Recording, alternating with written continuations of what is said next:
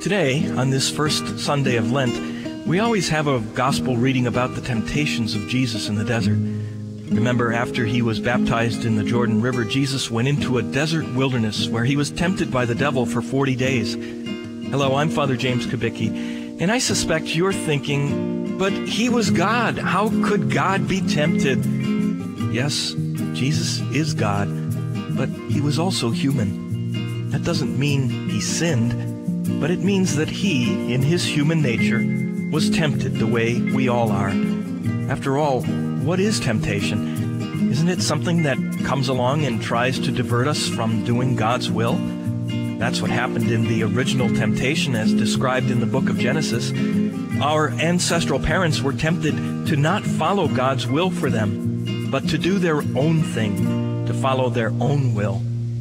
Jesus was tempted to do his own thing in the desert, and in the Garden of Gethsemane, he was tempted again. How did he deal with temptation? Well, in the desert, he quoted Scripture back at the devil who was tempting him. And in the Garden of Gethsemane, on the night he was arrested, he prayed. He didn't want to die.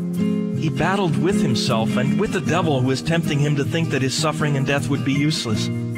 He prayed to the Father, asking that the cup of suffering might pass. But in the end, he addressed the temptation to run head on and prayed, "Not my will, but yours be done, Father." So if you're ever tempted as Jesus was, do what he did. Pray and ask that God's will be done. Father James Kubicki is the National Director of the Apostleship of Prayer.